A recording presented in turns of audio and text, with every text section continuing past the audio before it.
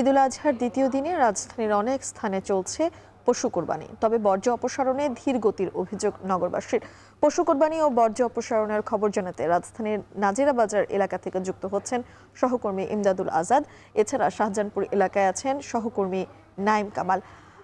শুরুতে আমি ইমদাদের কাছে যেতে চাই। ইমদাদ, একটু জানাবেন, দ্বিতীয় দিনের পশু কোরবানি চলছে, বর্জ্য অপসারণ নিয়ে নগরবাসীরা কি বলছে?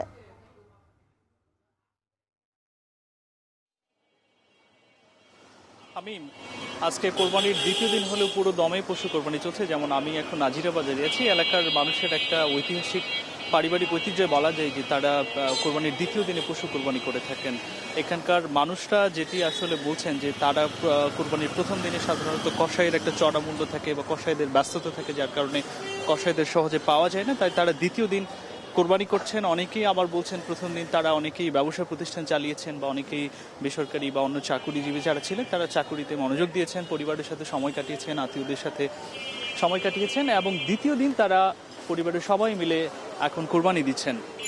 আর এখানে আমরা বরাবরের মতোই দেখতে পাচ্ছি রাস্তার অলিতে গলিতে ফুটপাতে। আর গতকালে যেমন চিত্র ছিল অনুরূপভাবে আজকে কোরবানি দেওয়া হচ্ছে, এবং এই কোরবানির পুরো কার্যক্রমে পরিবারের ছোট বাচ্চাদের একটা ব্যাপক কৌতূহল আমরা লক্ষ্য করছি।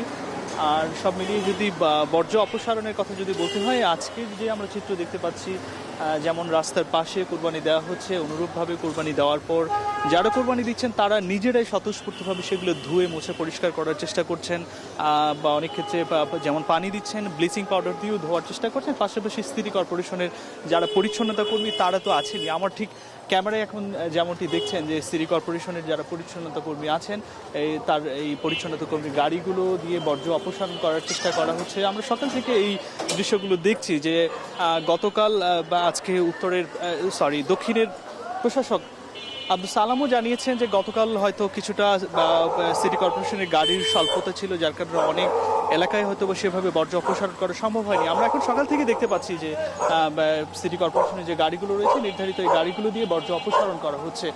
আর কোরবানির পশু অনুরূপভাবে কোরবানি দেওয়া হচ্ছে। আমরা সব মিলিয়ে এই দৃশ্যগুলো দেখছি। আর কোরবানির কথা যদি আমরা শুধু পুরান ঢাকায় নয়, আমরা ওয়ারিতেও দেখলাম, টিকাটুলি, মতিঝিল, এরকম ঢাকার বিভিন্ন এলাকায় আজকে দ্বিতীয় দিনের মতো কোরবানি দেওয়া হচ্ছে।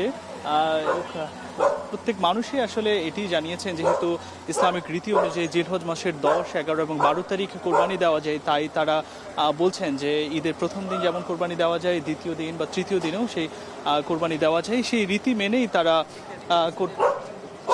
মেনেই তারা কোরবানি দিচ্ছেন। তো আমরা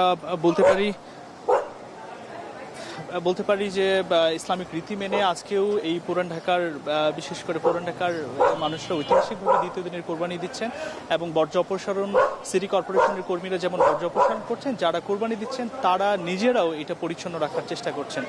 এই ছিল নাজিরা বাজার থেকে আমার কাছে সর্বশেষ। নাজিরা বাজার এলাকা থেকে সরাসরি যুক্ত হয়েছিলেন সহকর্মী ইমদাদুল আজাদ। এবার যাব নাইম কামালের কাছে, তিনি আছেন শাহজাহানপুর এলাকায়। নাইম, একটু জানাবেন, এলাকাবাসীর বর্জ্য অপসারণ নিয়ে কোনো অভিযোগ রয়েছে কিনা?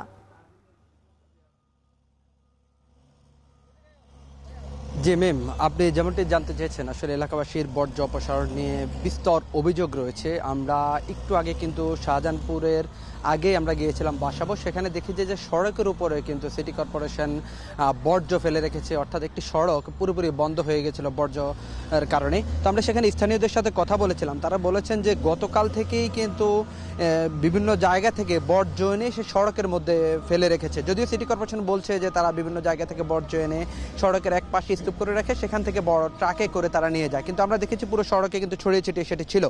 এরপর সেখানকার যে বাসিন্দারা রয়েছেন কিংবা ব্যবসা করছেন, আশেপাশে যে ব্যবসায়ীরা রয়েছেন তাদের সাথে কথা বলেছে, তারা বলছেন যে ঠিক সিটি কর্পোরেশন যেটি বলেছে তার উল্টো চিত্র কিন্তু তারা দেখেছেন। সেখানে দুর্গন্ধ ছড়িয়ে পড়েছে, পুরো সড়কে সেটি ছিটানো ছিল। যদিও পাশেই কিন্তু বর্জ্য রাখার জন্য একটি কিন্তু ট্রাক রাখা ছিল, সেখানে না রেখেই কিন্তু রাস্তায় ফেলে রাখা হয়েছিল।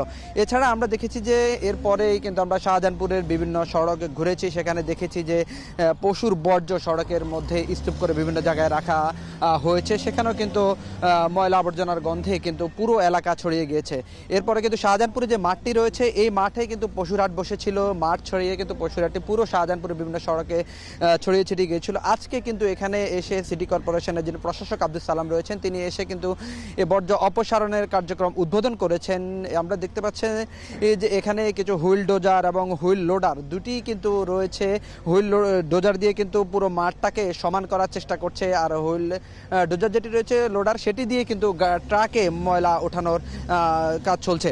তো আমরা এখানে বর্জ্য ব্যবস্থাপনার যিনি প্রধান রয়েছেন ঢাকা দক্ষিণ সিটি কর্পোরেশনের, তার সাথে কথা বলেছিলাম। তিনি যেমনটি বলছেন যে এটি একটি খেলার মাঠ ছিল, যে কারণে তারা কিন্তু এখানে অতিরিক্ত যে বর্জ্যগুলো রয়েছে শুধুমাত্র সেগুলোই কিন্তু তারা ট্রাকে তুলে নিচ্ছেন। এছাড়া এখানে যে খানাখন্দ তৈরি হয়েছে সেগুলো কিন্তু হুইল ডোজার দিয়ে কিন্তু সেগুলো সমান করে দেওয়া হচ্ছে যেন খেলার উপযোগী মাঠ তৈরি করা যায়। তো এই ছিল আমার কাছে শাহজাহানপুর পশুর হাট থেকে বর্জ্য ব্যবস্থাপনার সর্বশেষ তথ্য।